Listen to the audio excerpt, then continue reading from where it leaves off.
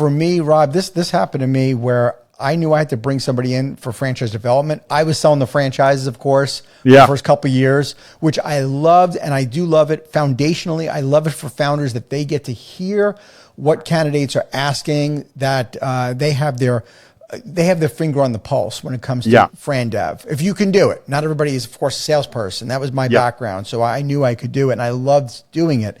But one of the big ahas for me when I knew I needed to hire a VP of franchise development, which I was scared to death. It was going to be my first real big boy hire where I was going to pay significant money. And when I was thinking about hiring this person, I remember, the base salary I think at the time was, it was about $100K, which scared me to death. And I had a friend that said, "Why are you worried about paying $100,000?" And I said, "Well, I don't know if I'll have $100,000. And they said, "Are they going to be there an entire year? You're going to pay them $100,000 to sell no franchises?" And I was like, "Well, no." And they said, "In 6 months, you're going to know whether it's working or not. So think of it as a $50,000 investment, not a $100,000 investment." Great way to look at it. That changed everything. And if you think about it, the only thing that changed was my perception now. That's all it was, because it still was the same amount of money. The other line is, I may not be able to afford it, but I can't afford not to. I would have been out of business. And in my case, I would have ran out of runway before I would have had more competition.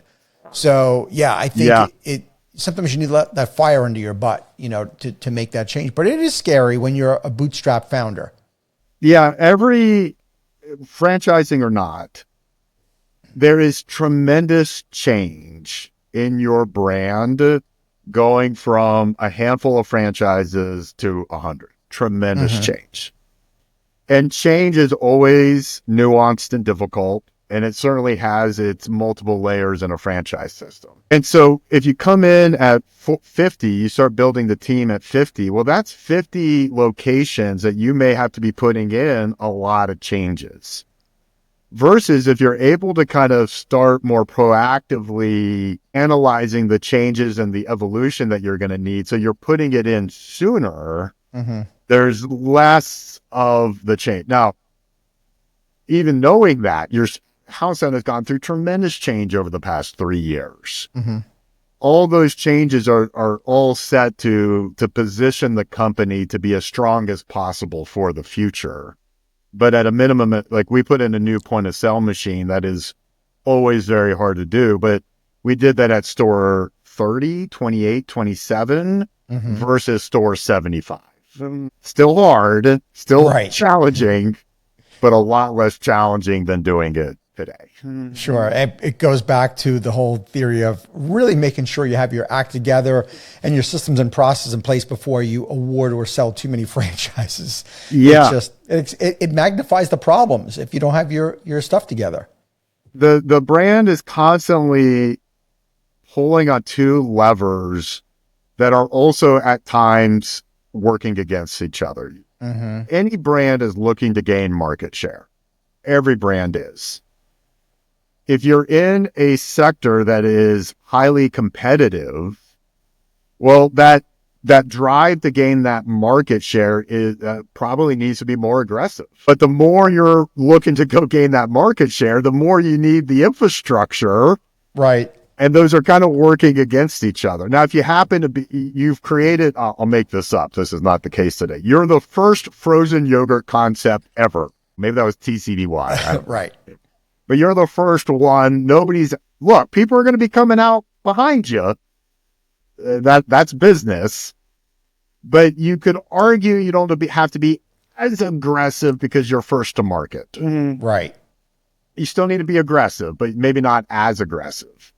But if you're you're a restaurant, you're a sandwich shop, you're whatever, look, that's a highly competitive space. It's a rush to real estate. And you have to kind of measure that ability to do that. And all that ends up tying to your ability to capitalize what you're looking to grow in the franchise concept. Sure. Now you're talking about the external pressure of growing. What about the internal struggle or the push-pull between the home office and franchise owners? Because that's the internal pressure that we all contend with. It's absolutely, are we all rowing in the same direction? We don't always agree on everything on how we're going to do something, but Rob, tell me about some of that experience on how do we navigate the relationship with our franchise owners when we're growing, because it becomes there is stress that's put on the brand as we get bigger. What I advocate for is we call franchise sales franchise recruitment. Mm-hmm. And in the recruitment phase, speak to the stages of growth that the franchise brand will be going through. So, hey, you're looking at the franchise brand today and it has 25. This is what it looks like. Now, I can't guarantee what it's going to look like at store 75, but I can certainly be transparent about how it's going to be different. So, hey, store 25, guess what? You may be talking to the founder. Right. You may be calling the founder with that problem, but store 75, I will say, if you're calling the founder because you don't know how to use the point of sale machine, there's some bigger problems within the brand. So it's kind of laying out and managing the expectation for people that are coming in saying, hey, like what you're buying today, it is going to look different from a systems perspective in 3 years, 5 years, so that you've laid out the roadmap of where the brand is going. And here is how you will be part of that franchisee on that roadmap. We're going to be doing this together. We're going to be doing this from hopefully a sense of partnership, but here's what it's going to look like. Here's our 3-year picture, and here's what it looks like.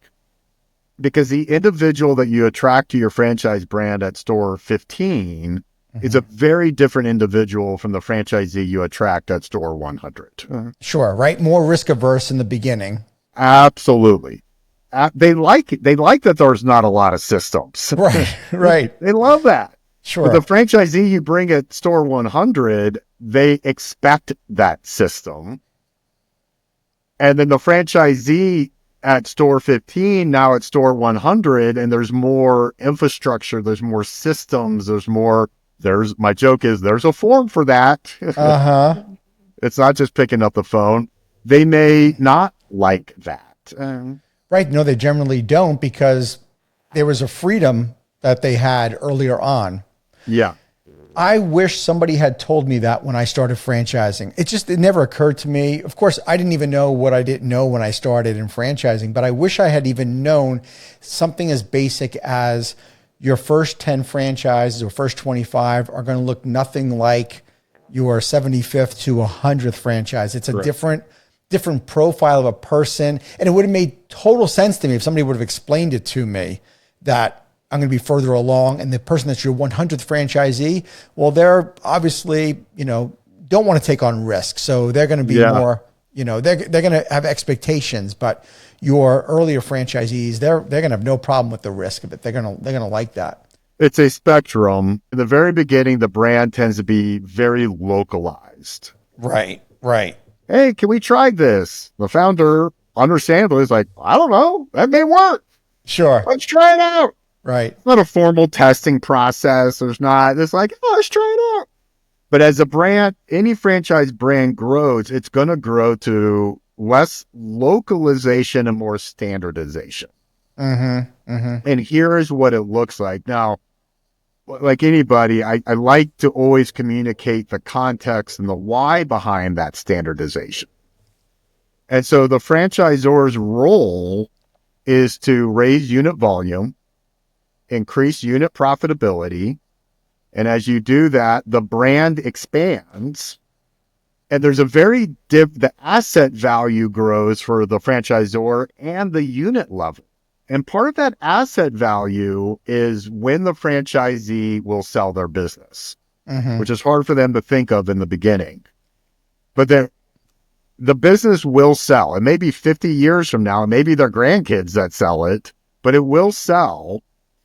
And the value of that business looks very different in a 50-unit franchise versus a 500-unit franchise. Sure. Very different. The asset value is tremendously higher in a healthy 500-unit franchise. And so it really is tying all and communicating all of those drivers, which all should lead to your mission statement, your vision, your just cause, whatever the brand is calling it, it should all be leading up to that. But we are all rowing the boat in that same direction. But the boat is going to look very different here in the beginning than it does here. Right. But the boat is always rowing in this direction. It's expanding the brand's promise, expanding the brand's vision, 10-year target, and increasing the asset value for every franchisee. I tell every franchisee at our confirmation day, nobody is in this room to run a nonprofit. Right.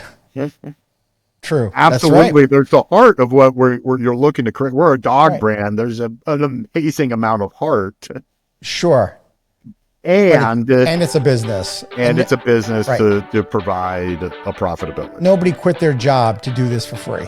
Correct. Yeah. Thank you for tuning into the Emerging Franchise Brands podcast. For additional insights, guest applications, and to stay connected, visit us at efbpodcast.com.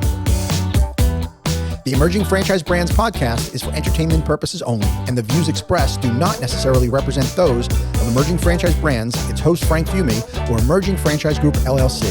Any discussed franchise or investment opportunity requires thorough investigation, obtaining proper disclosure documents, and expert consultation before making any investment decisions. The podcast and its host do not offer professional advice or endorsements, and they hold no responsibility for actions, representations, accuracy, or consequential damages related to the podcast content.